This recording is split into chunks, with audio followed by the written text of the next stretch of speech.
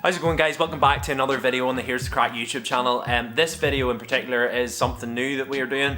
We're going to try and maybe make this into a series which we're going to release every Tuesday. If you don't already know, if you haven't read the title, we're going to call it 2 for Tuesdays. The whole idea behind this was to basically, we're going to take 2 stories like news articles or big sort of talking points from the week. We're going to discuss them, break them down, give our reaction to them, have a bit of laugh about them if we can have a laugh about them, and yeah, we're just going to discuss them. A lot of people always get in touch with us when it comes to the podcast and stuff and say that you like it whenever we kind of have a bit of crack or talk or discuss around like sort of current events and stories at the time. So yeah, we're going to take 2 news stories, we're going to talk about them, and we're going to release it on a Tuesday, so 2 for Tuesdays. That's the idea behind them. But yeah, without further ado, let's just get right into this video.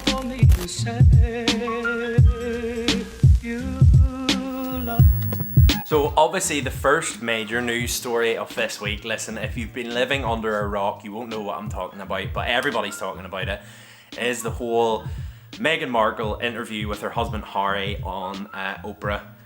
Oprah basically interviewed the two of them and they got into the nitty-gritty of what's been going on the past few years. Who else could understand what it's actually like on the inside? A lot of stuff was said, a lot of stuff has transpired. For some reason, in the wake of all this, everybody is concerned about Piers Morgan leaving Good Morning Britain. No. See you later. I'm being...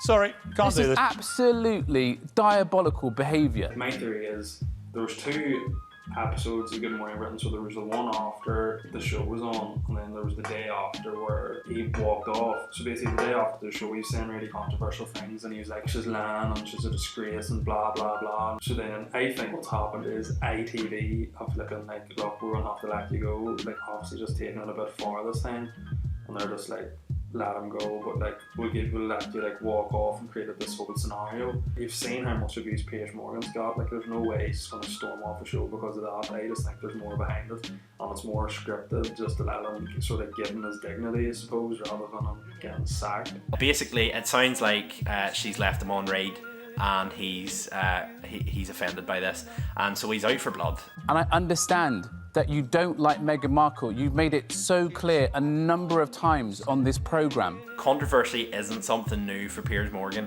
You flick on in the morning, Piers Morgan is shouting, Piers just gets completely and utterly riled, and it just ends up not actually being a conversation. I hate people who just shout and like talk over everyone, and I just can't watch him. He's so hard to watch.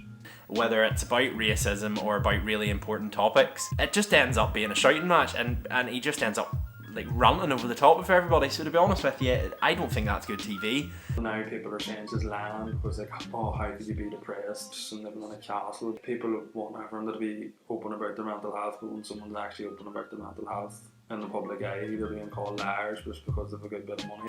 The question that was asked about the colour of her baby's skin, which was mad. Concerns and conversations about how dark his skin might be when he's born. What? And Who is having that conversation? Piers Morgan has basically came on that morning and said, no, she's a liar. And if I'm honest with you, while the man sometimes makes decent points, I don't agree with everything he says. I completely disagree with this, because especially when the company that he works for, the company that hires him to do this show, has a campaign, has launched a campaign which basically encourages people to open up and discuss their mental health, and he's just basically come on in the morning and went, no, it doesn't exist. Like, she didn't have them thoughts. Right now, it's never been more important that as a nation we keep talking. 41,000 complaints put in against them, 41,000 complaints, and to be honest with you, I'm not even surprised by that, because to be honest with you, as I say, ITV coming out with the whole thing where they're basically supporting people to open up about their mental health, and he just came out and been like, no, like she's lying.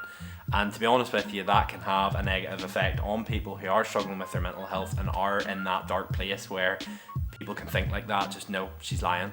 Let us know your opinion on this story, and we would love to know what's your opinions on Piers Morgan. What do you think of Piers Morgan?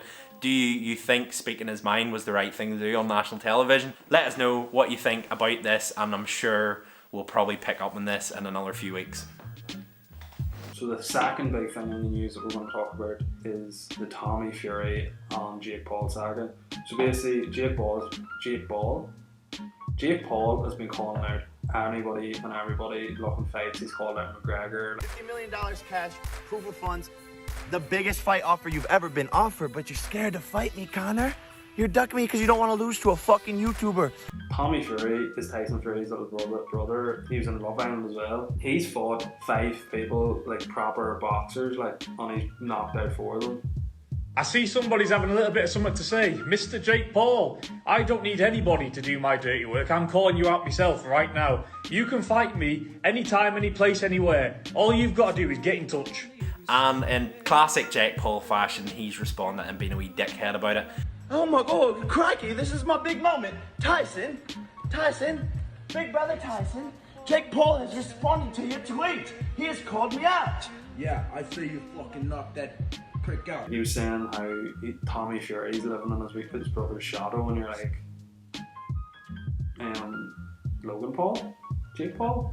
And then you seen that video of him like a few months ago where he was rolling past and chucking toilet paper at people, and then when your boy ran up to drag him out of the van, he drove off, and then he's like, oh, look at me, I'm so hard. He's a flipping wingnut. I hope this UFC fighter, I can't remember his name, fights him in April and just that's it, over and done with, and you don't hear from Jake Paul again. You fucking Ken Barbie doll looking head ass motherfucker.